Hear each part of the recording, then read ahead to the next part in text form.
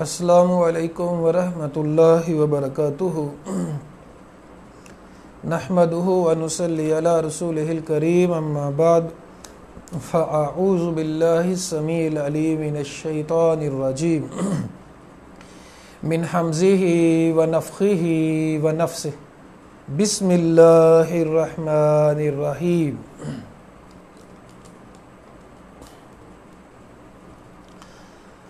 آج کا ہمارا سبق دورہ قرآن کا 12واں سبق ہے اور 12ویں پارے کے مضامین کا خلاصہ ہے۔ سورہ ہود اور سورہ یوسف۔ سورہ ہود تقریباً اس میں مکمل ہے، 5 آیتیں سورہ ہود کی پہلے پارے میں ہیں، یعنی 11ویں پارے میں ہیں، اور باقی مکمل سورہ جو ہے وہ 12ویں پارے میں ہے۔ پھر 12ویں پارے میں سورہ یوسف شروع ہو جاتی ہے، اس کا ایک کثیر حصہ سورہ یوسف کا بھی 12ویں پارے میں ہے۔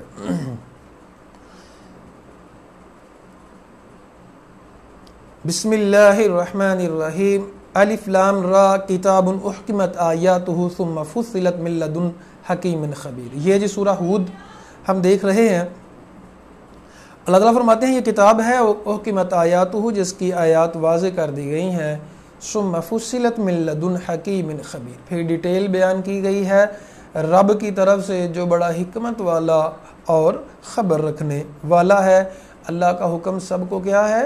اللہ تعبدوا الا اللہ، لوگو تم نے عبادت کرنی ہے تو صرف اللہ کی کرنی ہے، اللہ کے علاوہ کسی اور کی عبادت نہیں کرنی۔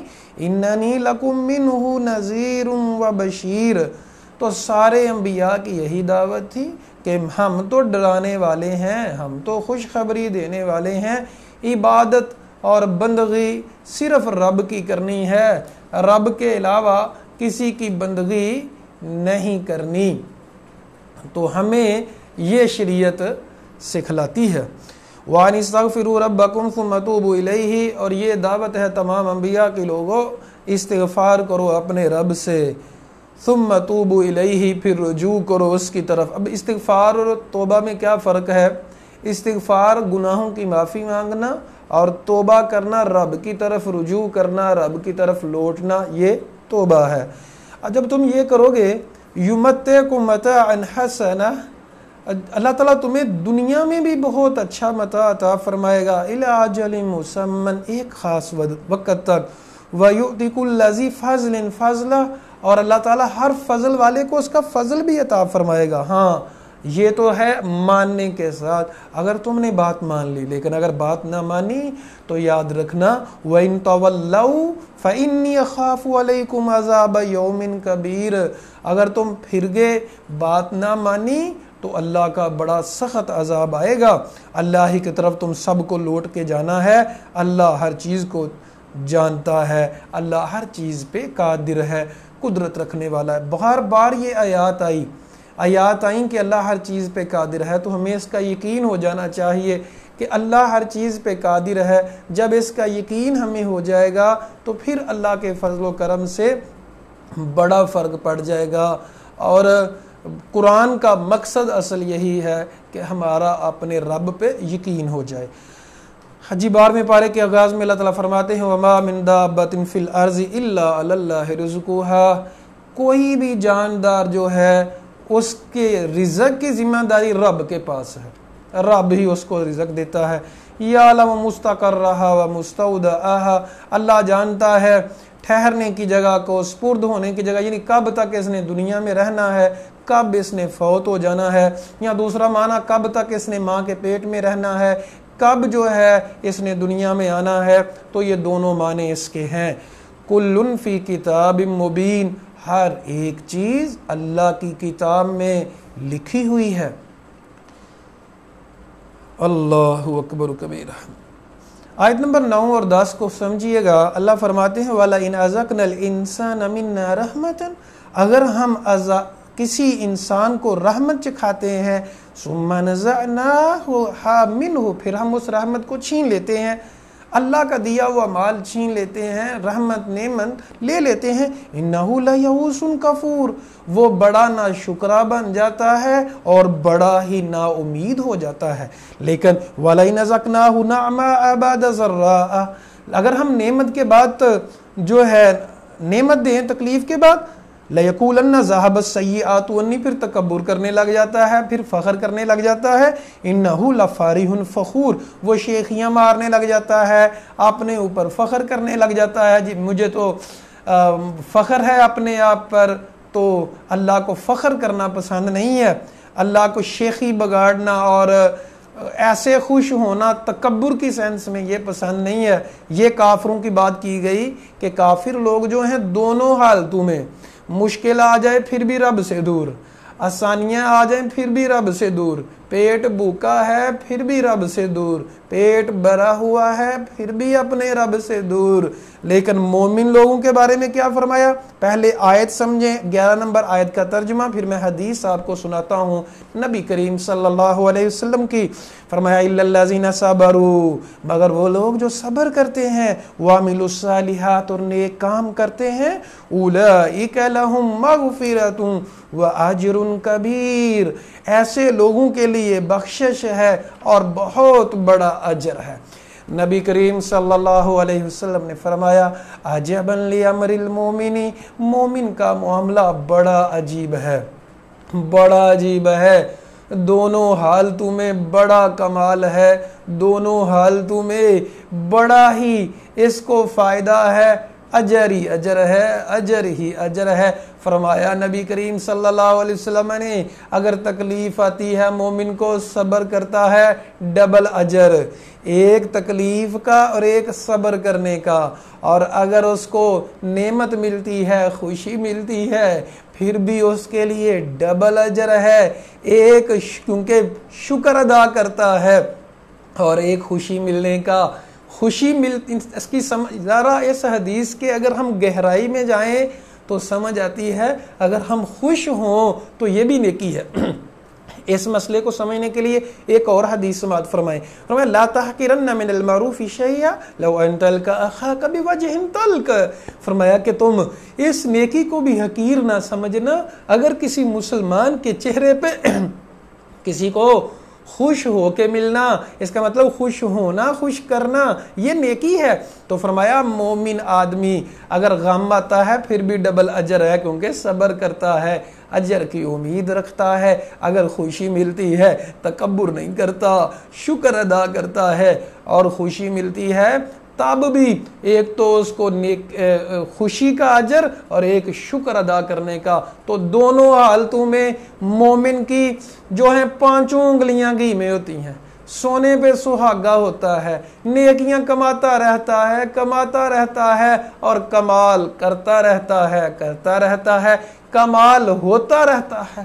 اللہ اکبر کبیرہ، اللہ ہمیں مومن جیسی شان عطا فرمائے، اللہ تعالی ہمیں ایمان کی رمق، ایمان کی مٹھاس اور ایمان کی قوت عطا فرمائے۔ معزز سامعین، خواتین و حضرات، جو قرآن چاہتا ہے ہم سے کہ ہم ایسا ایمان پیدا کر لیں، اگر قسم رب کعبہ کی ہم ایسا ایمان پیدا کر لیں تو دنیا کی تکلیفیں نہیں رہیں گی، پریشانیاں نہیں رہیں گی، ڈپریشن ختم ہو جائے گا۔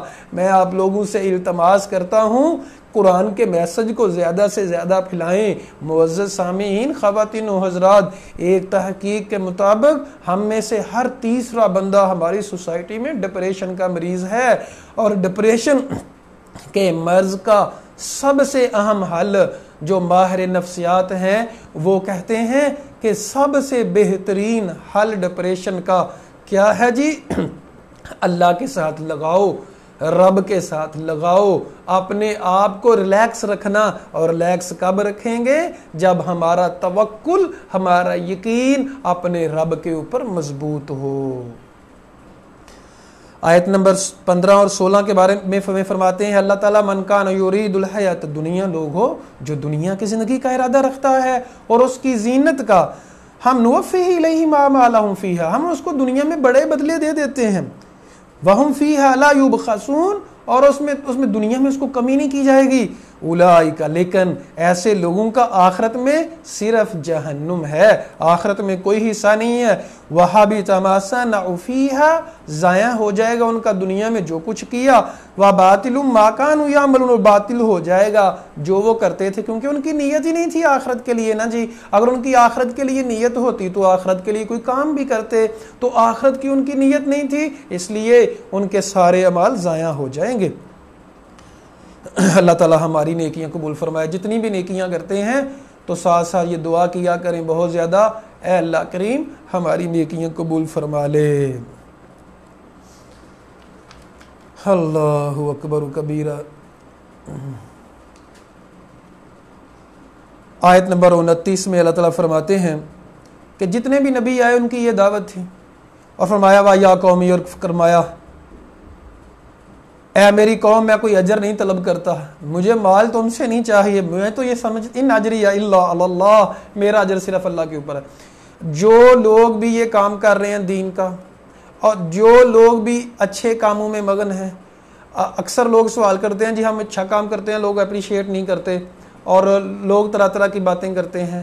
یہ اس آیت کو پلے باندھ لیں، ان اجری الا علی اللہ، میرا اجر میرے رب کے اوپر ہے، میرا رب مجھے اجر دے گا. یاد رکھیے گا، آپ لوگ جب نیکی کر رہے ہوتے ہیں، دین کا کام کر رہے ہوتے ہیں، اتنی عظمت والا کام ہے، اتنی عظمت والا کام ہے، کوئی دنیا کی طاقت اس کا اجر دے ہی نہیں سکتی. اور کسی اور سے اجر مانگنا یہ حماقت بھی ہے، بے وقوفی بھی ہے، بے قدری بھی ہے. تو انبیاء سب نے کہا لوگو ہم مال نہیں مانگتے، ہم اور کچھ نہیں مانگتے، ان اجری الا اللہ، میرا اجر تو میرے رب کے اوپر ہے، اور رب جو اجر دیتا ہے، اللہ اکبر. رب کے تو پھر کیا کہنے، اللہ نے جب اجر دے دیا ہمیں تو پھر ہمیں مزہ آئے گا. اور میں آپ لوگوں کو نیک لوگوں کی ایک بات سناؤں. صحابہ کرام رضوان اللہ علیہم اجمعین کے اوپر جب فتحیں بہت زیادہ آ گئیں تو صحابہ کرام رویا کرتے تھے، روتے تھے بہت زیادہ. پوچھا کیوں رو رہے ہیں؟ کہتے ہیں کہ ہم اس لیے رو رہے ہیں کہ کہیں ہماری نیکیوں کا بدلہ ہمیں دنیا میں تو نہیں مل رہا. اور یاد رکھیے گا، جس کا رب کے اوپر یقین ہوتا ہے نا، وہ چاہتا ہے اللہ مجھے میری نیکیوں کا بدلہ آخرت میں چاہیے. اور جو جتنا رب سے تعلق جس کا نہیں ہوتا، اور جتنا دنیا کا حریص اور لالچی ہوتا ہے، کہتا اللہ جی دنیا میں سب کچھ دے دے. تو رب کے اوپر اجر ہے. اللہ تعالیٰ سے دنیا بھی مانگنی چاہیے اور آخرت بھی. اللہ دنیا بھی اچھی فرما دے، آخرت بھی اچھی فرما، لیکن آخرت کو بھولے نہیں. تو وہ آتانی رحمت من عندی، تو وہ کہتے تھے جتنے بھی نبی آئے کہ ہم تو اللہ کے اوپر اجر ہے. وما انا بطارد الذین آمنوا انہم ملاقو ربہم، مومنوں سے دور نہیں کر سکتے رحمت کو. ولکنی اراکم قوما تجہلون، کہا میں تو تمہیں جہالت میں دیکھتا ہوں. تو جتنے بھی نبی آئے ان کی یہی دعوت تھی. میں مختصر کر رہا ہوں. دیکھیں ایک ایک آیت کے اوپر پوری کتاب بھی لکھ دی جائے تو اس کی تشریح کا حق نہیں ادا ہو سکتا. صرف قرآن میں آپ لوگوں کو تیرنا سکھا رہا ہوں. قرآن میں ہو غوطہ زن اے مرد مسلمان، اللہ تجھے کرے عطا جدت کردار. یہ مرد مسلمان بھی عورت مسلمان بھی دونوں کے لیے یہ ہے کہ قرآن میں ہو غوطہ زن. تو صرف میں آپ لوگوں کو قرآن کے موتیوں کا تعارف کرواتا ہوں. یہ بھی ایک موتی ہے، یہ بھی ایک موتی ہے، یہ بھی ایک ہیرا ہے. کتنے ہیرے تو میں بتا ہی نہیں پاتا، ٹائم کم ہوتا ہے. کیونکہ آج سورہ یوسف بھی ہے، اس کے اوپر ہم نے ٹائم زیادہ دینا ہے، اس لیے میں سورہ ہود کو بہت مختصر کر رہا ہوں. اللہ اکبر کبیرہ. نوح علیہ السلام کا ذکر ہے. نوح علیہ السلام نے 950 سال تبلیغ کی، چند لوگ مسلمان ہوئے. جب انہوں نے بہت مذاق اڑایا، بہت ظلم کیا، تو پھر عذاب جب آیا، اللہ تعالیٰ نے نشانی بتائی تندور میں سے پانی ابلے گا. جب تندور سے پانی نکلا تو نوح علیہ السلام نے اپنی فیملی کو، وہ جو مسلمان تھے اور ان لوگوں کو جو ایمان لائے تھے، اور جانوروں کا ایک ایک جوڑا، سب کو کشتی میں سوار کیا. پھر طوفان نوح آیا جس نے پوری دنیا کو، بعض لوگ کہتے ہیں جی پوری دنیا کو لپیٹ میں لے لیا، بعض کہتے ہیں نہیں، صرف جو ان کا علاقہ تھا جنہوں نے انکار کیا تھا اس کو لپیٹ میں لے لیا تھا. بہرحال دونوں روایات ہیں.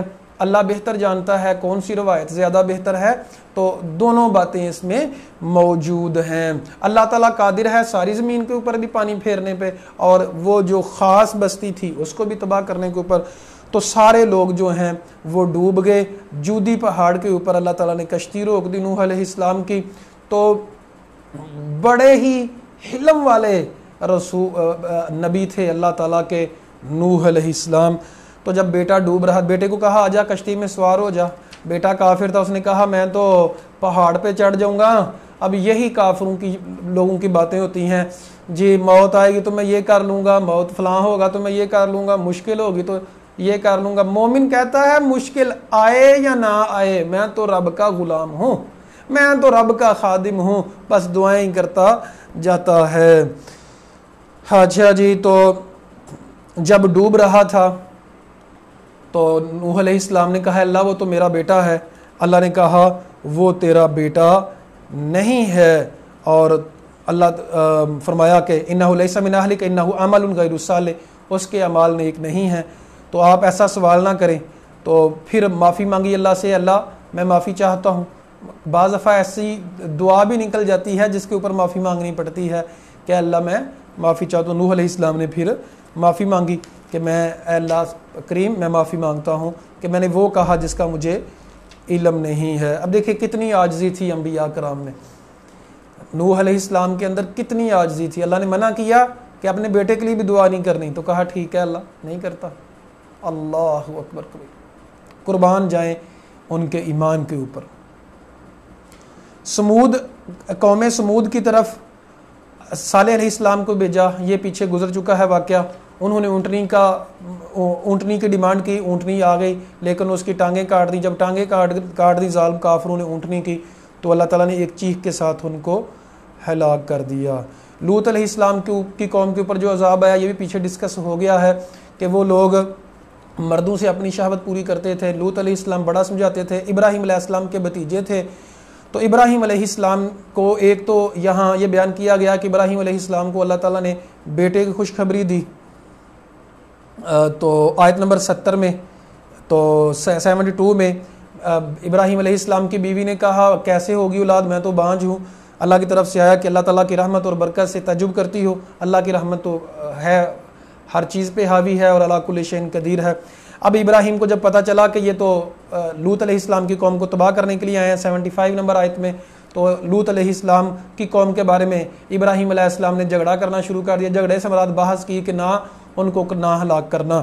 تو ابراہیم علیہ السلام کو اللہ کی طرف سے میسج آیا، یا ابراہیم اعرض عن ھذا، ابراہیم اس کام میں آپ نہ پڑیں، انہ قد جاء امر ربک، اب فیصلہ تیرے رب کا آ گیا ہے، وانہم آتیہم عذاب غیر مردود، آنے والا ہے عذاب جو روکے گا نہیں۔ اچھا جی، 75 نمبر آیت میں جو ہے نا اللہ تعالیٰ نے یہاں لفظ ذکر کیا کہ ابراہیم علیہ السلام نے بحث کی کہ اے اللہ نہ ان کے اوپر عذاب بھیجنا۔ پھر اللہ نے ابراہیم علیہ السلام کی تعریف کی، اواہم منیب، بڑے تحمل والے، بڑے نرم مزاج اور منیب تھے۔ یہاں ایک نقطہ ہم نے سمجھنا ہے اور دھیان سے سمجھیے گا۔ اللہ تعالیٰ عذاب بھیج رہا ہے اور ابراہیم علیہ السلام کہہ رہے ہیں نہ عذاب نہ بھیجنا، تو کیا پھر نعوذ باللہ ابراہیم علیہ السلام اللہ تعالیٰ سے زیادہ نرم دل ہیں؟ یہ سوال ہے میرا۔ تو کیوں پھر کہا ابراہیم علیہ السلام کچھ زیادہ ابراہیم علیہ السلام نرم دل تھے؟ تو اس کا جواب خواتین و حضرات سمجھ لیجیے گا اچھی طرح، ہمیں اللہ کا تعارف نہیں ہے۔ اللہ تعالیٰ محبت 70 ماؤں سے زیادہ پیار کرتا ہے، 100 درجے ہیں رحمت کے، 99 رب کے پاس ہیں، اور اللہ تعالیٰ بڑا رحیم اور کریم ہے، لیکن ساتھ منتقم انتقام لینے والا بھی ہے، ساتھ عذاب دینے والا بھی ہے، عدل کرنے والا بھی ہے۔ ہم لوگ اصل میں اللہ کی صفات کو انسانوں کے اوپر منطبق کر لیتے ہیں، تو اس لیے سمجھ نہیں آتی۔ ہم کہتے ہیں جی جو ماں ہے وہ اتنا پیار کرتی ہے، کبھی اپنے بچے کو جہنم میں نہ پھینکے، تو اللہ تو 70 ماؤں سے زیادہ پیار کرنے والا، رسول کی حدیث بھی ہے، تو اللہ تو کبھی نہیں پھینکے گا۔ اللہ نے عذاب بھیجا، اور ایسا عذاب بھیجا بستی کو اٹھا کے آسمان پہ لے گئے فرشتے اور نیچے پھینک دیا، وہ جو زمین کا ٹکڑا تھا وہ سمندر بن گیا، نیچے سے پانی نکل آیا، اور آج بھی اس کو ڈیڈ سی کہتے ہیں۔ ان کو جو ہے قوم لوط جو تھی، تو پھر فرق کیا ہے؟ رب رحیم کیسے ہے یاد رکھیے گا انسان کی محبت کرنا یہ کمزوری کی نشانی ہے. میں اپنے بچوں سے پیار کرتا ہوں, اپنے ماں باپ سے, اپنے بہن بھائیوں سے پیار کرتا ہوں, محبت کرتا ہوں, یہ میری کمزوری ہے. اور رب جو پیار محبت اپنے بندوں سے کرتا ہے رب کی کمزوری نہیں. ہم اپنے بچوں کو آگ میں نہیں پھینک سکتے کیونکہ ہم انسان کمزور ہیں. رب اپنے بندوں کو آگ میں پھینکے گا, اور اللہ نے عذاب بھیجا, اللہ نے کھنڈرات کر دیا, لوگوں کو تباہ و برباد کیا اللہ نے, اور عذاب بھیجے, جہنم میں بھی پھینکے گا. اور فرمایا لَأَمْلَأَنَّ مِنْكُمْ, تم میں سے سب لوگوں کو جہنم سے بھر دوں گا. تو اللہ رحیم ہے, رحمت کرنے والا ہے, لیکن محبت کرتا ہے, لیکن رب کمزور نہیں ہے. یہ اچھی طرح سے بات میری سمجھ لینا. ابراہیم علیہ السلام انسان تھے, وہ کمزور تھے. نوح علیہ السلام سے برداشت نہ ہوا, کمزور تھے, اور کہا اللہ جی میرا بیٹا ہے. اللہ نے ڈانٹا, نہیں بیٹا نہیں ہے تیرا. اللہ بھی پیار کرتا ہے اپنے بندوں سے. اللہ تعالیٰ کے بعض انبیاء نے جب کہا, جس طرح یونس علیہ السلام نے کہا اور پہلے چلے گئے, تو اللہ تعالیٰ نے یونس علیہ السلام کو سزا دی. جیسے رب کو منظور ہوتا ہے ویسے ہوتا ہے, لیکن رب کمزور نہیں ہے, رب طاقت والا ہے. رب کا محبت کرنا کمزوری نہیں ہے. امید ہے یہ بات سمجھ آ چکی ہوگی. تو لوط علیہ السلام کی بیوی جو تھی وہ پیچھے رہنے والی تھی, اس کو بھی عذاب میں دھکیل دیا گیا. اللہ تعالیٰ ہم سب کو معاف فرما دے, آمین ثم آمین. شعیب علیہ السلام کا قصہ بھی گزر چکا ہے. شعیب علیہ السلام کی مدین میں رہتے تھے, اور ان کی قوم ایک تو شرک کیا کرتی تھی, راستے روکتی تھی, دوسرا لوگوں کا ناجائز مال کھاتی تھی. کیسے؟ پیسے پورے لیتے تھے, مال کم دیتے تھے. تو ماپ اور تول میں, ماپ کس چیز, کئی چیزیں ماپی جاتی ہیں, زمین, کپڑے, اور کئی چیزوں کو تولا جاتا ہے, تو اس میں کمی کرتے تھے. اللہ تعالیٰ نے تیز آندھی کا طوفان بھیجا اور سب کو برباد کر دیا. آیت نمبر 105, یوم یاتی لا تکلم نفس الا باذنہ, قیامت والا دن ایسا ہوگا جس دن لا تکلم نفس, کوئی انسان کا بات نہیں کر سکے گا مگر اللہ کے حکم سے. اس دن فمنہم شقی و سعید, اس دن کچھ لوگ بدبخت ہوں گے اور سعید. میں آپ لوگوں سے ایک فیور لینا چاہتا ہوں, جو میرے لیکچر یہ میرا سنے گا, یہ میں نے جو اپنا, میرا نام محمد عرفان ہے, اور میں نے میرے ماں باپ نے جو رکھا سعید, میں نے خود اپنے ساتھ آگے لگایا ہے اس آیت کی وجہ سے, اللہ سے امید کرتے ہوئے کہ اللہ تعالیٰ, میرے اعمال ایسے نہیں ہیں, نیک نہیں ہوں, سعید نہیں ہوں کہ میں مطلب ڈیزرو نہیں کرتا اس کو کہ میں ایسے لوگوں میں سے بنوں.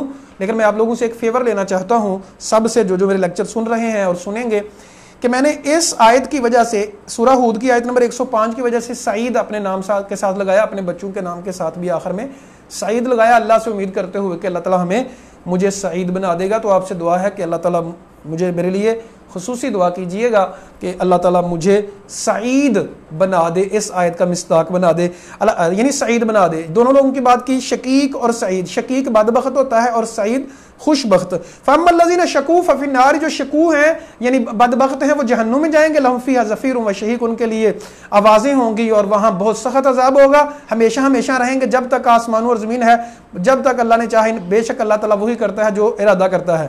اب آیت نمبر 108, وَأَمَّا الَّذِينَ سُعِيدُوا, سعید لوگوں کے بارے میں, خوش بخت لوگوں کے بارے میں.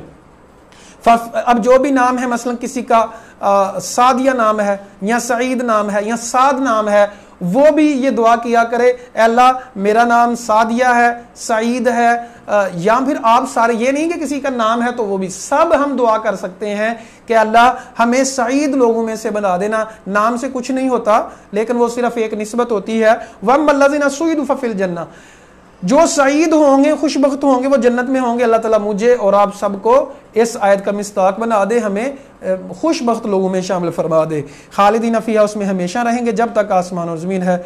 جیسے آپ کا رب چاہتا ہے, اللہ کی بخشش ختم نہیں ہوتی. آیت نمبر 114, اللہ تعالیٰ فرماتے ہیں کہ نماز قائم کیا کریں دن اور رات, صبح اور شام, بے شک جب نیکیاں کرو گے, ان الحسنات یذہبن السیئات. جی سوال آ رہا ہے, سر جی آج کیا ماپ تول میں کمی نہیں کی جا رہی؟ جو تھوڑی کی جا رہی ہے, اتنی زیادہ کی جا رہی ہے, اس لیے تو اللہ کے عذاب آ رہے ہیں.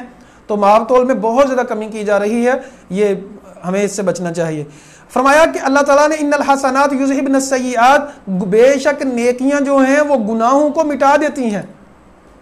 نبی کریم صلی اللہ علیہ وسلم نے فرمایا لوگو اتقوا ثم کنتا، اللہ سے ڈرتے رہنا، واتبع السیئۃ الحسنہ، جب گناہ ہو جائے تو نیکی کر لینا کیونکہ گناہ کو نیکی مٹا دیتی ہے، وخالق الناس بخلق حسن، لوگوں سے ہمیشہ اچھے اخلاق سے بات کرنا۔ اچھا جی آگے ہے جی سورہ یوسف، یہ ہم انشاءاللہ ڈیٹیل سے دیکھتے ہیں۔ اللہ تعالیٰ نے خود فرمایا کہ احسن القصص، بہترین قصوں میں سے۔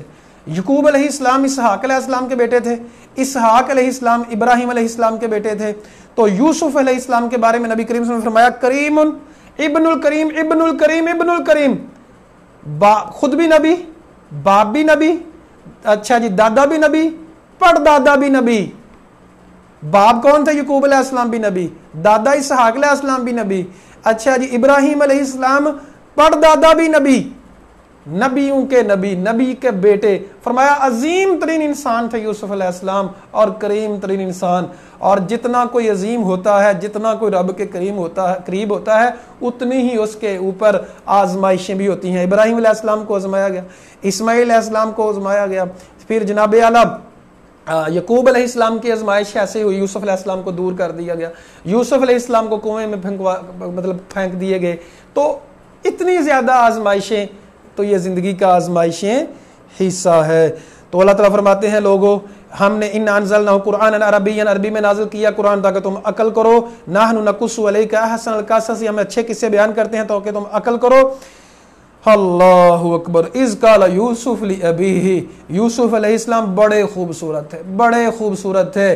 فرمایا نبی صلی اللہ علیہ وسلم نے آدھا حسن یوسف علیہ السلام کو دیا گیا تھا۔ کہا یا ابتی انی رأیت 11 کوکبا، اے ابا جان میں نے خواب دیکھا ہے 11 ستارے اور سورج اور چاند مجھے سجدہ کر رہا ہے۔ اب اس کی تعبیر کیا تھی کہ 11 بھائی اور ماں اور باپ دونوں سارے سجدہ کریں گے۔ اس وقت سجدہ کرنا سجدہ تعظیمی جائز ہوتا تھا، اب سجدہ تعظیمی بھی جائز نہیں ہے۔ تو خواب نبوت کا 46واں حصہ ہوتا ہے۔ جو نبی آتے ہیں، نبیوں کو تو ساری خوابیں سچی آتی ہیں، تو مومن لوگوں کی بھی جو خوابیں اکثر سچی ہوتی ہیں۔ خواب کے بارے میں ہم ایک سیشن کر چکے ہیں۔ تو کہا میرے بیٹے اپنے بھائیوں کو نہ بتانا ورنہ وہ چال چلیں گے۔ اب یہاں سے بات سمجھ آ رہی ہے، اگر انسان کو خطرہ ہو حسد کا تو پھر لوگوں کو اپنی خوبیاں نہیں بتانی چاہیے، لوگوں کے سامنے اپنی اچھائیاں نہ شو کریں، کیونکہ نہیں پتا کہ جب لوگ حسد کریں گے تو نظر لگ جائے گی یا آپ کے خلاف چالیں چلیں گے۔ تو کئی لوگوں کو عادت ہوتی ہے کہ اپنی خوبیاں بتانے کی، اپنی خوبیاں شو کرنے کی اور نیچا دکھانے کے لیے۔ اللہ کا واسطہ دے کے عرض کرتا ہوں، اگر آپ دولت مند ہیں تو غریب کے سامنے اپنی دولت کو شو نہ کریں۔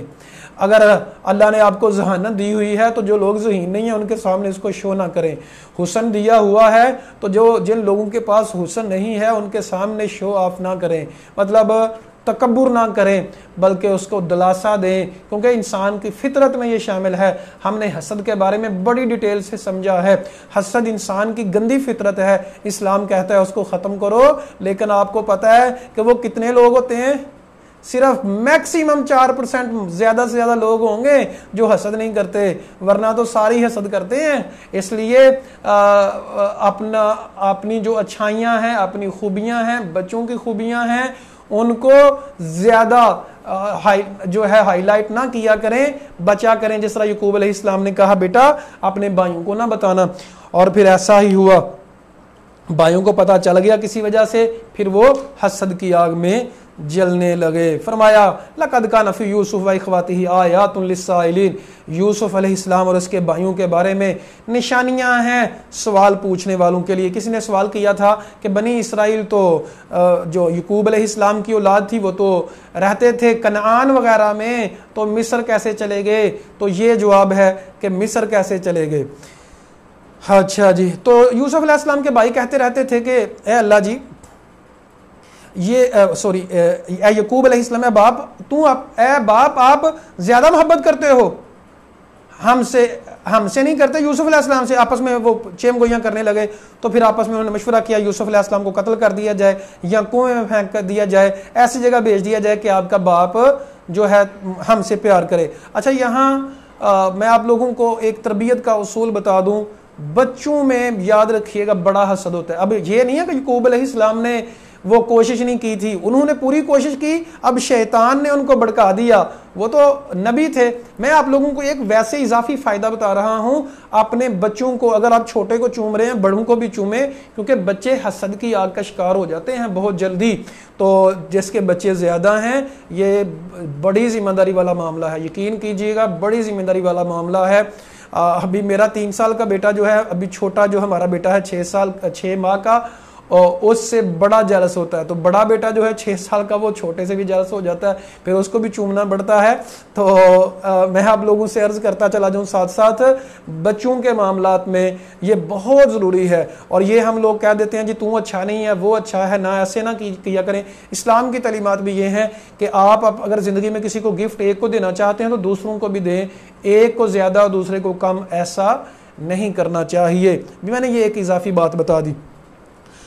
اچھا جی، قال قائل منہ لا تقتلوا یوسف، ایک نے کہا یوسف کو قتل نہ کرو بلکہ کنویں میں پھینک دو، سیارہ آئے گا قافلہ آئے گا وہ لے کے چلے جائیں گے۔ اب انہوں نے چال چلنا شروع کر دی۔ یعقوب علیہ السلام سے کہا اے ابا جان ہمارے اوپر آپ اعتماد کیوں نہیں کرتے، ہم تو یوسف کے خیر خواہ ہیں، ہمارے ساتھ بھیجیں، یرتا و یلعب، چرے اور کھیلے۔ یہاں بات سمجھیں، کھیلنا انسان کی فطرت میں شامل ہے، اسلام نے منع نہیں کیا۔ بعض لوگ ایسے ہی کہتے رہتے ہیں کہ منع ہے منع ہے۔ کچھ لوگوں کو میں جانتا ہوں، ایک وقت تھا تو وہ کہتے تھے جی کرکٹ کھیلنا جائز نہیں ہے، بیڈمنٹن کھیلنا جائز نہیں ہے۔ تو ایک وقت آیا میں نے خود دیکھا وہ کرکٹ بھی کھیل رہے ہیں اور بیڈمنٹن بھی کھیل رہے ہیں۔ تو بندہ پہلے ہی فتویٰ نہ دے ایسا کہ جو بعد میں انسان کو رجوع کرنا پڑے، پہلے ہی احتیاط کر لے۔ تو ایسی گیم کرنا جائز ہے جس میں غفلت نہ ہو، نماز کا وقت نہ جائے، آپ کے اوپر جو فرائض ہیں وہ نہ جائیں۔ فزیکل ایکٹیویٹیز بہت ضروری ہیں، بہت ضروری ہیں۔ آج کی یوتھ سوشل میڈیا پہ بہت ٹائم دیتی ہے، فزیکل ایکٹیویٹیز نہیں کرتی، تو یہاں یہ بتایا جا رہا ہے۔ تو کہا مجھے غم ہے کہ تم کھیلنے میں لگ جاؤ اور تم مجھ سے غافل ہو اور بیڑیاں نہ کھا جائے۔ وَنَحْنُ عُصْبَةٌ إِذًا لَخَاسِرُونَ، کہا ہم تو بڑے نوجوان ہیں، سمجھدار ہیں۔ اچھا ان کی پہلے پلاننگ تھی، جا کے انہوں نے یہ طے کیا تھا، تو اس کو وجاہُ ابان، کنویں میں پھینک دیا، اور عشاء کے ٹائم آئے روتے ہوئے ابا جان۔ اب میں اب بہت مختصر کر رہا ہوں کیونکہ ہم نے پورا کرنا ہے، ٹائم بھی ہمارے پاس کم ہے، ڈیٹیل جو ہے اس کی آپ لوگ تفاسیر میں دیکھ سکتے ہیں۔ کہا جس روتے ہوئے رات کو آئے گئے، عشاء کا معنی رات ہوتا ہے شام کو۔ وَتَرَكْنَا يُوسُفَ عِندَ مَتَاعِنَا، یوسف کو چھوڑ دیا تھا اپنے جو ہے سامان کے پاس، بھیڑیا کا کھا گیا۔ وَجَاءُوا عَلَىٰ قَمِيصِهِ بِدَمٍ كَاذِبٍ، بہت زیادہ رونے لگ گئے۔ اب یاد رکھیے جو ایکٹنگ زیادہ کرتا ہے اکثر وہ جھوٹا ہوتا ہے۔ یعقوب علیہ السلام کو سمجھ آ گئی، جھوٹا خون بھی لے کے آ گئے، تو کہا یہ تو معاملہ جو لے کے آئے ہو سَوَلَتْ لَكُمْ أَنفُسُكُمْ أَمْرًا، یہ تو میں نے خود ہی بنا لیا ہے، فَصَبْرٌ جَمِيلٌ، صبر کرنا ہے اب، وَاللَّهُ الْمُسْتَعَانُ عَلَىٰ مَا تَصِفُونَ، فوراً اللہ کے اوپر کر دیا، فوراً اللہ کے اوپر توکل کر لیا۔ یہ ہوتی ہے مومن کی شان، فوراً رب، اور گریہ زاری کی تو رب کے ساتھ، التجا کی تو رب کے ساتھ۔ اب قافلہ آیا، اس نے ڈول جب ڈالا کنویں میں تو بچہ دیکھا، تو اب جو بھائی بھی وہاں آ گئے کہ کہیں یہ دوبارہ واپس نہ کر دیے، تو چند درہموں کے بدلے اپنے بھائی کو بیچ دیا۔ اللہ اکبر کبیرہ۔ وقال الذی اشتراہ من مصر، اب انہوں نے جا کے قافلے والوں نے مصر میں جا کے بیچ دیا۔ اب مصر میں جو وزیر تھا ایک، اس نے خرید لیا، اپنی بیوی کو کہا کہ اس کی عزت کرنی ہے، احترام کرنا ہے، بہت خوبصورت بچہ ہے، غلام لگتا نہیں ہے، ہو سکتا ہے ہم اس سے فائدہ اٹھائیں یا پھر ہم اس کو اپنا بچہ بنا لیں۔ مفسرین بیان کرتے ہیں کہ ان کی اولاد نہیں تھی۔ یوسف اللہ تعالیٰ فرماتے ہیں اب محل میں بیچ دیا، کنویں سے محل میں بیچ دیا۔ یہاں غربت ہے، کنواں ہے اور بھائی حسد کرنے والے ہیں۔ ہاں ہجرت کی، ہجرت رب نے کروائی تو محل میں اللہ نے جگہ عطا فرما دی۔ ہم نے یوسف کو جگہ عطا فرمائی اور اس کو احادیث کا یعنی باتوں کا خبر بتائی۔ اس میں ایک تو عقل فہم ہے، حکمت ہے، دوسرا خوابوں کی تعبیر ہے۔ واللہ غالب علی امرہ ولکن اکثر الناس لا یعلمون، اللہ تعالیٰ فرماتے ہیں او لوگو، اللہ آپ یہ آیت فریم کر کے رکھ لیں، 21 نمبر آیت سورہ یوسف کی، لوگو اللہ تعالیٰ غالب علی امرہ، اللہ غالب ہے اپنے معاملے میں، لیکن اکثر لوگ نہیں جانتے۔ اکثر لوگوں کو یہ پتہ ہی نہیں ہے کہ اللہ ہر چیز پہ قادر ہے۔ رب کی بات سچی ہے کہ نہیں؟ دیکھیں مسلمان زبان سے کہتا ہے کہ رب ہر چیز پہ قادر ہے، لیکن دل میں یقین نہیں کرتا، کیونکہ روتا ہے لوگوں کے سامنے جا کے، جھوٹ کیوں بولتا ہے، پھر یہ مکر و فریب کیوں کرتا ہے؟ اگر اسے اتنا یقین ہو کہ رب مجھے رزق دینے والا ہے، پھر حرام کی کمائی کیوں کھاتا ہے، پھر سود میں کیوں پڑتا ہے؟ اگر اسے اتنا یقین ہو رب کے کہ نماز میں خیر ہے، پھر نماز پڑھتا کیوں نہیں ہے؟ اگر اسے اتنا یقین ہو کہ قرآن میں خیر ہے، پھر قرآن کی طرف آتا کیوں نہیں ہے؟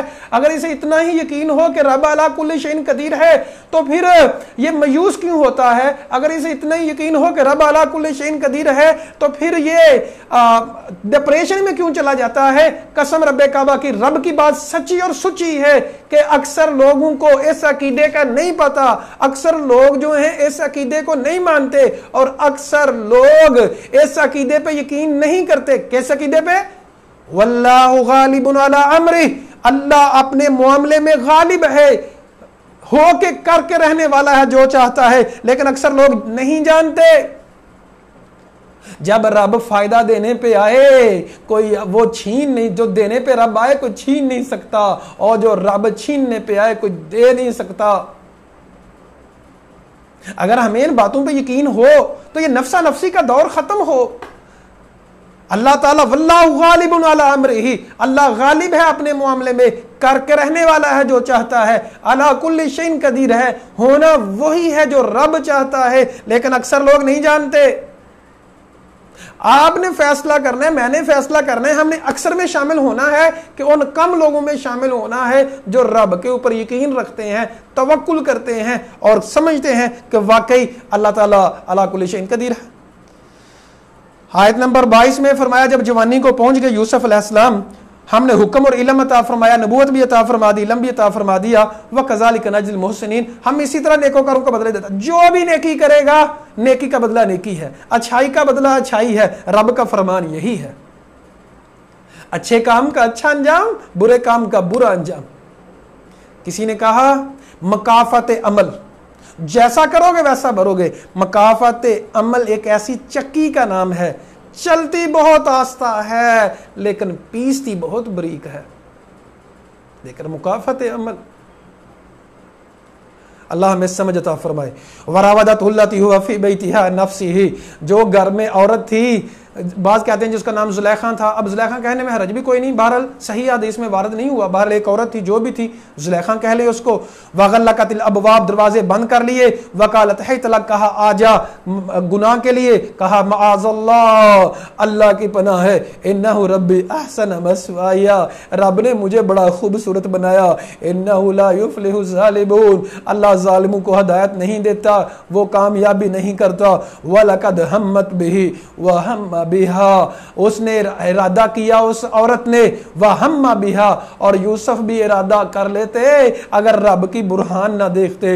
اسی طرح ہم نے اس سے فحاشی کو اور برائی کو دور کر دیا، کیونکہ ہمارے وہ مخلص بندوں میں سے تھا۔ جو بھی رب کا مخلص بندہ ہوگا اللہ اس سے گناہ کو دور فرمائے گا۔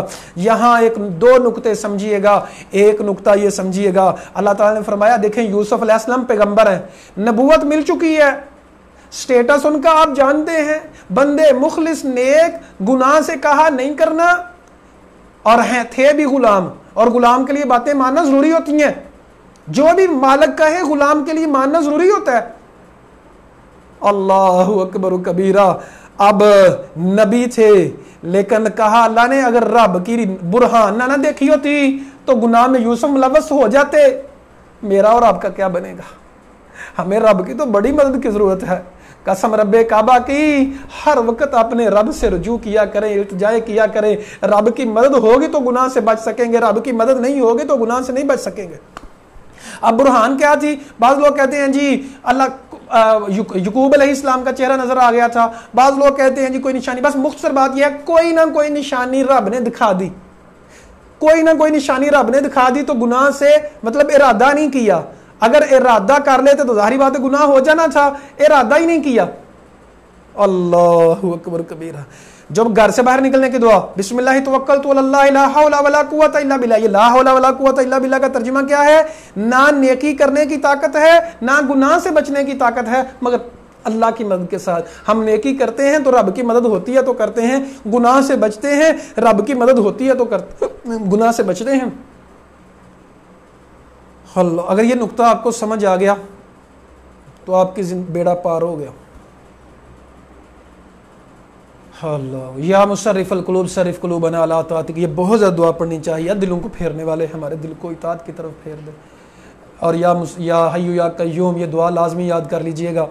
جن لوگوں کو اپنا آپ عزیز ہے، گناہ نہیں کرنا چاہتے اور گناہوں سے بچنا چاہتے ہیں، وہ یہ دعا لازمی یاد کر لیں. یا حی یا قیوم برحمتک استغیث اصلح لی شأنی کلہ ولا تکلنی الی نفسی طرفۃ عین. اے ہمیشہ زندہ رہنے والے، اے ہمیشہ قائم رہنے والے، برحمتک استغیث، تیری رحمت کے ساتھ میں فریاد کرتا ہوں. اصلح لی شأنی کلہ، میرے سارے معاملات درست فرما دے. ولا تکلنی الی نفسی طرفۃ عین، مجھے میرے نفس کے حوالے ایک لحظہ برابر بھی، ایک لمحہ برابر بھی مجھے میرے نفس کے حوالے نہ کرنا. جن کو اپنی عزت عزیز ہے، جن کو اپنا ایمان عزیز ہے، جن کو اپنے رب کی رضا عزیز ہے، جن کو قرآن کی بات عزیز ہے، وہ یہ دعا لازمی یاد کریں اور یہ پڑھا کریں. بہت زیادہ سجدے میں جا کے پڑھا کریں. صبح شام کے اذکار میں حضور نے یہ بتائی، 3 دفعہ صبح، 3 دفعہ شام کو یہ کثرت سے پڑھا کریں. اللہ سے دعا ہے اللہ تعالیٰ میری اور آپ کی گناہوں سے حفاظت فرمائے، ہمیں ہمارے نفس کے حوالے نہ کرے، بلکہ اللہ ہماری غیب سے حفاظت فرمائے، جس طرح اللہ نے یوسف علیہ السلام کی حفاظت فرمائی تھی. نبی کریم صلی اللہ علیہ وسلم نے فرمایا 7 بندوں کو اللہ عرش کا سایہ نصیب فرمائے گا. ان 7 میں سے ایک ایسا نوجوان ہے جس کو کسی خوبصورت عورت نے، جو حسب و نسب والی عورت نے گناہ کی دعوت دی، برائی کی دعوت دی، تو وہ کہتا ہے نہ میں گناہ نہیں کر سکتا، انی اخاف اللہ، میں اپنے رب سے ڈرتا ہوں. ایسے بندے کو قیامت والے دن عرش کا سایہ نصیب ہوگا. اللہ ہمیں ان لوگوں میں شامل فرما دے. آمین ثم آمین. وَاسْتَبَقَ الْبَابَ وَقَدَّتْ قَمِيصَهُ، دروازے کی طرف بھاگے یوسف علیہ السلام. آپ پیچھے سے اس نے قمیض پھاڑ دی. دروازے کے باہر جب پہنچے تو وہاں مالک تھا. قالت، اب یہ عورتوں کی چالیں بڑی ماکرانہ ہوتی ہیں، عورتوں کی مکر اللہ اکبر کبیرہ، یہ بہت سخت ہوتا ہے. اللہ اکبر. کسی نے کہا کہ اگر جنگل میں شیر جا رہا ہے تو اس کا پیچھا تو کر لو، خیر ہے کوئی بات نہیں، لیکن کبھی کسی عورت کا پیچھا نہ کرنا. اور نبی کریم صلی اللہ علیہ وسلم نے تو ہمیں یہ ہدایت عطا فرمائی ہے، فرمایا کہ مردوں کے لیے سب سے سخت فتنہ عورتوں کا ہے. میں خواتین سے التماس کرتا ہوں کبھی بھی مردوں کے لیے، غیر مردوں کے لیے زیب و زینت نہ کریں، پردے کا پورا اہتمام کریں، اور باتیں جو ہیں باتوں میں ول فریب نہ رکھیں، ٹو دا پوائنٹ بات کریں. جب کوئی مرد کوئی ایسی بات کرے بھی تو اس کا جواب نہ دیا جائے، اور سخت بات، بد اخلاقی نہیں لیکن سخت بات کی جائے کہ تاکہ مرد جو ہیں وہ فتنے میں نہ پڑیں. اسی لیے نبی کریم صلی اللہ علیہ وسلم نے فرمایا جو عورت خوشبو لگا کے غیر محرم کے پاس سے گزرتی ہے مائل کرنے والی ہوتی ہے اور خود مائل ہونے والی ہوتی ہے. فرمایا فاہی قضا و قضا، اس کو بدکارہ کہا گیا ہے. تو خواتین جو اسلام کی خواتین ہیں وہ ہمیں ان کو اسلامی تعلیمات کو اپنانے والا بننا چاہیے. یہ نہیں ہے کہ مردوں کا قصور نہیں ہوتا، مرد بھی قصوروار ہوتے ہیں، عورتوں کو بھی اس میں قصور نہیں کرنا. اللہ تعالی ہم سب کی حفاظت فرمائے، ہمیں قرآن و حدیث کا پکا تابودار بنائے، نفس کے شکنجے سے ہمیں نکال دے. تو اس نے کہا، عورت نے اب چال چلی، اس نے کہا کہ جو اپنی آپ کی گھر والی کے ساتھ برا ارادہ کرتا ہے اس کو یہاں تو سخت عذاب دینا چاہیے، جیل میں ڈال دے. کالا ہی راوتنی عن نفسی، یوسف علیہ السلام نے کہا یہ مجھے تو گناہ کے اوپر ابھار رہی تھی.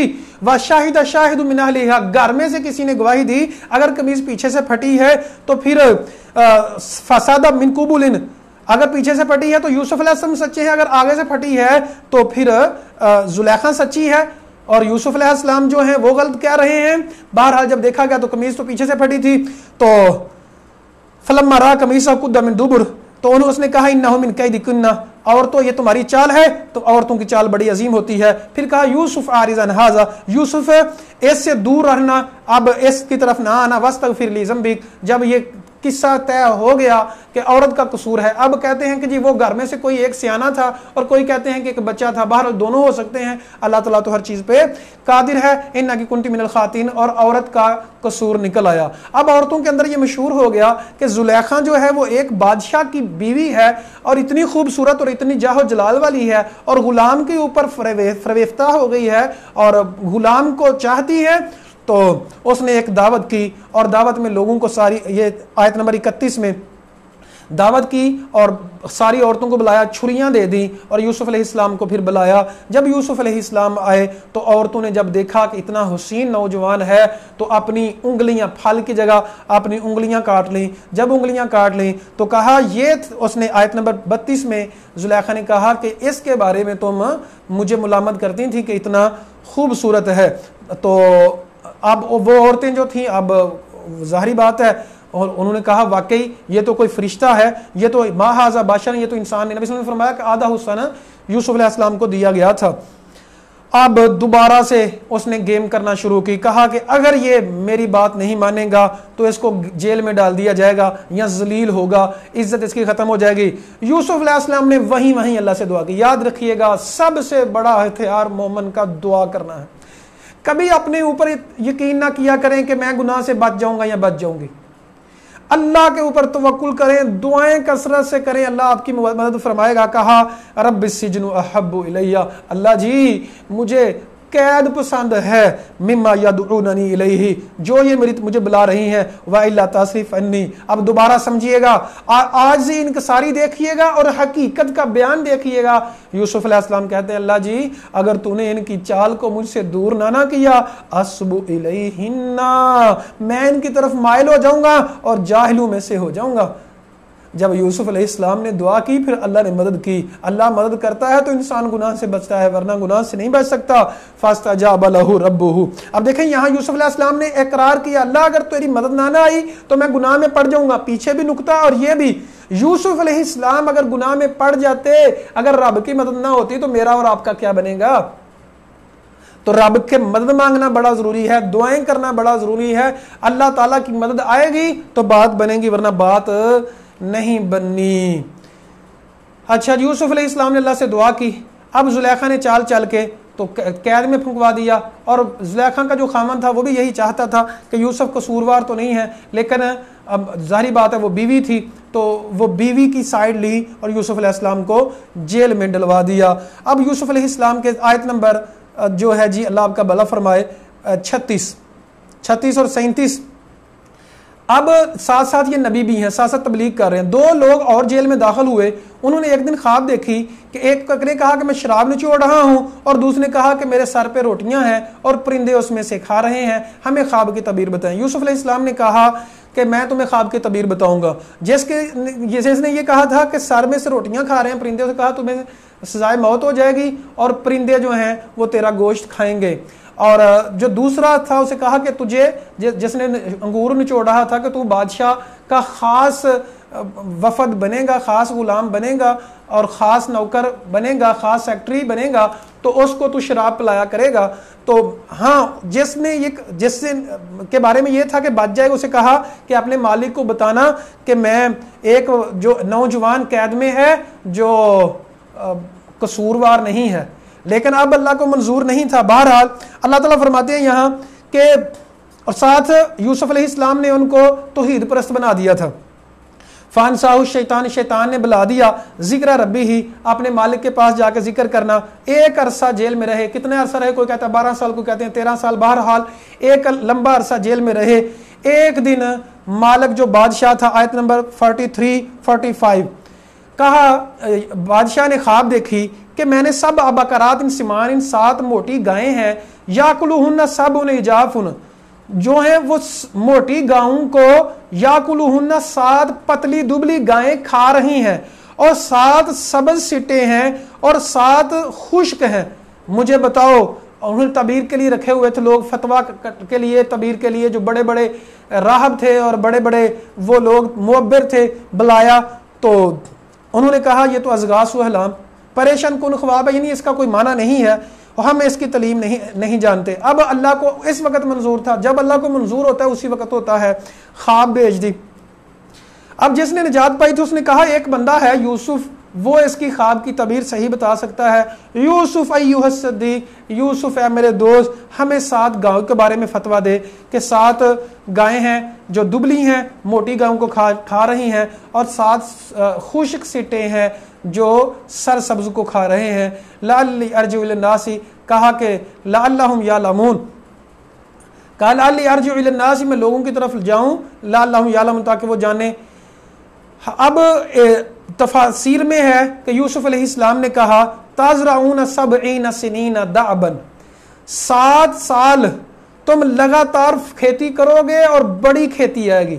فما حصدتم فذروہ فی سنبلہ، اور 7 اس کو تم پھر بالیوں میں رکھنا، سٹوں میں رکھنا مگر تھوڑا۔ ثم یأتی من بعد ذلک صعاب شداد، 7 سال پھر آئیں گے وہ بڑے سخت ہوں گے، قحط پڑ جائے گا۔ یاکلن ما قدمت لہن، پھر وہ کھا لینا بعد میں جو آئے گا۔ کہا کہ اس کی تعبیر یہ ہے کہ 7 سال تمہیں اللہ تعالیٰ بڑا اناج دے گا، پھر 7 سال جب آئیں گے بڑا سخت قحط پوری دنیا میں پڑ جائے گا۔ ثم یأتی من بعد ذلک عام فیہ یغاث الناس وفیہ یعصرون، کہ فرمایا کہ اس کے بعد میں پھر اللہ تعالیٰ جو سال آئے گا جس میں نچوڑیں گے اور بہتری ہوگی۔ اب مالک نے کہا وکال، جب مالک کو بادشاہ کو جا کے بات بتائی گئی تو بادشاہ نے کہا یہ تو بڑی اچھی خواب کی تعبیر بتانے والا ہے۔ وکال مالک ائتونی بھی، کہا اس کو میرے پاس لاؤ، مجھے خود آ کے بتائے۔ فلما جاءہ الرسول، جب قاصد آیا کہا ارجع الی ربک، اپنے مالک کے پاس جا، فاسألہ، اس سے پوچھو، ما بال النسوۃ اللتی قطعن ایدیہن، جنہوں نے اپنے ہاتھ کاٹ لیے تھے ان کا معاملہ کیا تھا۔ ان ربی بکیدہن علیم، میرا رب تو جانتا ہے ان کی چال کو، لیکن تمہیں بھی تو پتا چلے نا کہ مجھے جیل میں رکھا گیا ہے لیکن میں قصوروار نہیں ہوں۔ یہاں سے سمجھ آتی ہے جب انسان کو موقع ملے اپنے سے داغ دھونے کا، جو تہمت لگی تھی تو ضرور دھونا چاہیے، اس داغ کو ضرور دھونے کی کوشش کرنی چاہیے۔ تو یوسف علیہ السلام نے اس داغ پر جو تہمت لگائی گئی تھی یوسف علیہ السلام پر، تو اس کو دھونے کے لیے کہا پہلے ان عورتوں کو بلائیں، ان سے پوچھیں کہ معاملہ کیا ہے، قصوروار میں ہوں کہ وہ عورتیں قصوروار ہیں۔ کالا ما خطبکن، بادشاہ نے ان کو بلایا عورتوں کو، اذ راوتن یوسف عن نفسہ، جب تم نے یوسف کو دیکھا تھا معاملہ کیا ہوا تھا، قلنا حاشا للہ، انہوں نے کہا اللہ کی پاکی ہے، ما علمنا علیہ من سوء، اس کی اندر کوئی برائی نہیں ہے۔ قالت امرات العزیز، اب جو عزیز کی بیوی تھی، عزیز مصر بیسیکلی جو وزیر تھا، الآن حس الحق، اب حق جو ہے وہ واضح ہو کے آ گیا ہے، انا راوتہ عن نفسہ، میں نے ہی، پہلے تو مانتی نہیں تھی نا، وہ اس عزیز مصر نے فیصلہ تو کر دیا پہلی دفعہ کہ قصوروار عورت ہے لیکن مانتی نہیں تھی۔ انا راوتہ عن نفسہ، میں نے ہی اس کو جو گناہ کی دعوت دی تھی، وَإِنَّهُ لَمِنَ الصَّادِقِينَ، وہ سچا ہے، اس نے کوئی بھی گناہ نہیں کیا۔ اب مان گئے، اب ساری مشہوری ہو گئی کہ بھائی یوسف علیہ السلام نے، ایک تو بڑے حکیم ہیں، دانا ہیں، مشہوری تو پہلے بڑی تھی، اب جو عورتوں نے تہمت لگائی تھی وہ بھی صاف ہو گئی۔ ذَلِكَ لِيَعْلَمَ أَنِّي لَمْ أَخُنْهُ بِالْغَيْبِ، اب بعض کہتے ہیں جی یہ زلیخا کا قول ہے، اور بعض کہتے ہیں نہیں یہ یوسف علیہ السلام کا قول ہے۔ درست بات یہی معلوم ہوتی ہے کہ یوسف علیہ السلام کا قول ہے، کیونکہ اس نے تو خیانت کی تھی زلیخا نے، اب اس کا زلیخا کا تو قول کہا نہیں جا سکتا، اس نے تو خیانت کی تھی، تو یوسف علیہ السلام نے خیانت نہیں کی تھی۔ ذالک لیعلم انی لم اخنہ بالغیب، تاکہ یوسف علیہ السلام کا اگر قول اس کو سمجھا جائے تو یہی ہوگا، یہ اس وجہ سے ہے کہ لم اخنہ میں نے خیانت نہیں کی غیب کے ساتھ، یعنی جب میرا مالک گھر میں نہیں تھا، میں اکیلا تھا، تو میں نے زلیخا کے ساتھ نہ نیت کی گناہ کی، نہ ارادہ کیا، نہ گناہ کیا، اگر گناہ کرتا تو یہ تو خیانت ہونی تھی۔ وَأَنَّ اللَّهَ لَا يَهْدِي كَيْدَ الْخَائِنِينَ، اور خیانت کرنے والوں کو تو اللہ ہدایت نہیں دیتا۔ اچھا جی، یہ تھا جی سورہ یوسف کا آیت نمبر 52 تک۔ آگے انشاءاللہ کچھ یوسف علیہ السلام کی جو سورہ یوسف کی آیات کچھ آگے ہیں وہ انشاءاللہ ہم کل پڑھیں گے۔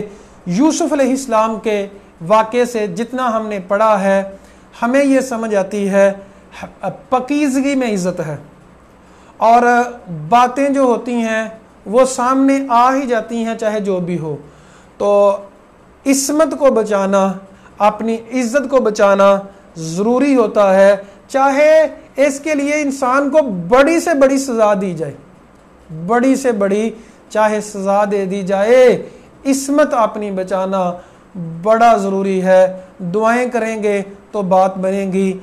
یوسف علیہ السلام نے بھی یہ کہا میں اپنے آپ کو پاک نہیں کہتا، جیسے اگلی آیت میں وما ابرئ نفسی ان النفس لامارۃ بالسوء، میں یہ نہیں کہتا کہ نفس جو ہے وہ بڑا اچھا ہوتا ہے، میں بڑا اچھا ہوں، نہیں، نفس تو گناہ کا حکم دیتا ہے.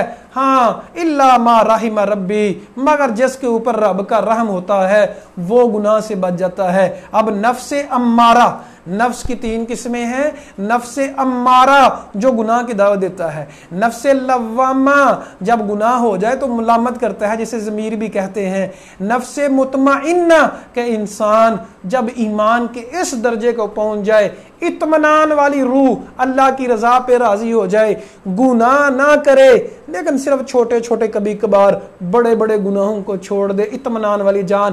آخر میں یاد رکھیے گا ہمارا جو زندگی کا سفر ہے، ہمارا نفس امارہ کو شکست دینا، نفس لوامہ کو ہم بہتر رکھنا اور نفس مطمئنہ حاصل کرنا. جب مجھے اور آپ کو موت آئے تو ہمارا نفس مطمئنہ ہو، جس کے بارے میں قرآن بیان کرتا ہے یا ایتھا النفس المطمئنہ، جب موت کے فرشتے آئیں تو کہیں اے نفس مطمئنہ ارجعی الی ربک راضیۃ مرضیہ فادخلی فی عبادی وادخلی جنتی.